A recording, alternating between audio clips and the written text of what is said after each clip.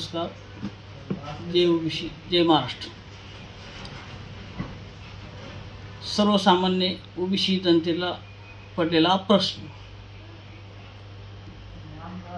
महाराष्ट्राचे मुख्यमंत्री शिंदे साहेब व उपमुख्यमंत्री फडणवीस साहेब, तुम्ही जी जरांगे पाटलाची SIT चौकशी लावली होती, तर आज 3-4 महिने उलटून गेले आहे. तर तुम्ही त्या SIT चौकशी कुठपर्यंत आलेली आहे हे एकदा जनतेला समोर येऊन सांगावे.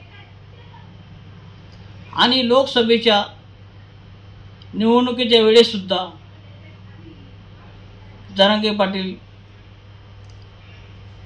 पक्षाच्या नेत्यांना टार्गेट करतात. आता विधानसभा लागली, विधानसभेला बी आरेरावी करतात, शिवीगाळ करतात.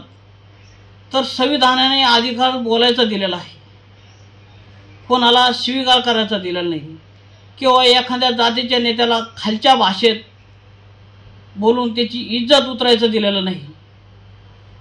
आज जरा गृहमंत्र्यावर जर हे बोलत असेल तर सर्वसामान्य ओबीसीना कसं जगायचं, हा प्रश्न सर्वसामान्य जनतेला पडलेला आहे. तर मराठा समाजाला आरक्षण देऊ नये असा हा कोणाचाही विरोध नाही, कुठल्याही समाजाचा विरोध नाही, किंवा आम्ही मराठा समाजाला द्वेष सुद्धा करत नाही.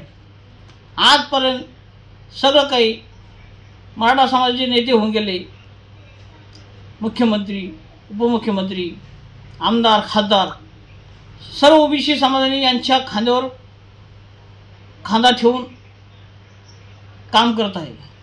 पण आज कुठंतरी निव्वळ जातीय सलोखा म्हणून ओबीसीकडं दुर्लक्ष म्हणून बघत आहे. तर आज आम्हाला असं संशय येतो की जरांगे पाटलाला कुठंतरी सरकार भेटतंय, कुठंतरी जरांगे पाटला मागं जी मोठी मराठा लॉबी आहे त्या लॉबीमुळे यांना कुठंतरी वाटतं व आपला पराभव होईल. त्यामुळे आज जे ओबीसीचं आरक्षण आहे हे धोक्यात येत आहे. तर ओबीसीची बाजू म्हणून सरकार खंबीर उभा नाही, हे ओबीसी सर्वसामान्य जनतेच्या लक्षात येत आहे. तर जी तुम्ही SIT चौकशी लावली होती, तर ती SIT चौकशीचं काय झालंय याचं उत्तर फडणवीस सरकारने व शिंदे सरकारने द्यावे. आणि हे जे वातावरण चालू आहे, आम्हाला तर वाटतं शिंदे सरकारने कुठेतरी आपला एक गद्दारीचा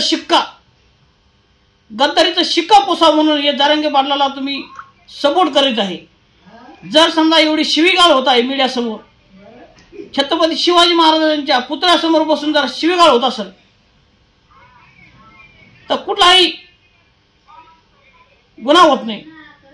जर आज आमचा ओबीसी सर्वसामान्य व्यक्ती जर एखादी पोस्ट करीत असेल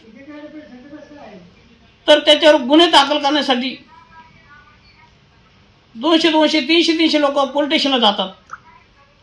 मग तुम्ही आमचा जर सर्वसामान्य ओबीसीचा आवाज दाबण्याचा हा प्रयत्न करीत आहे.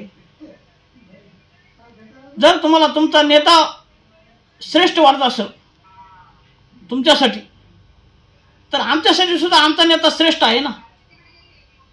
तुमच्या आरक्षणाला कोणी विरोध केला नाही, आमचा विरोध नाही. पण प्रकाश आंबेडकरांनी सुद्धा सांगितलं, तुमच्या स्टेजवर जरी आले असेल तर त्यांनी सुद्धा सांगितलं मराठा समाजाचं ताट हे वेगळं असायला पाहिजे आणि ओबीसीचं ताट हे वेगळं असायला पाहिजे. हे संविधानिक पद्धतीने बोलायला पाहिजे. पण तुम्ही जरा हमरी करून एक हम करोशे कायदा हे दाखवायचा प्रयत्न केला असेल तर तुम्ही एक ओबीसीच्या मनात भीती निर्माण केली आहे. आणि मला एक सांगणं आहे, मुख्यमंत्री साहेब किंवा आमदार, खासदार, तुम्ही जे हे तुमचे पत्र घेऊन जातात ना, पण तुम्हाला सुद्धा ओबीसीने मतदान केले लाजा वाटायला पाहिजे. तुम्ही तुमच्या मतदानावर गेलेले नाही आमदार, खासदार होऊन. ह्या सर्वसामान्य ओबीसीने तुम्हाला मतदान केलं आहे आणि ओबीसीने बघितलं नाही हा आमदार मराठा आहे की ओबीसी आहे, याची थोडी जाण ठेवा. जय महाराष्ट्र, जय ओबीसी.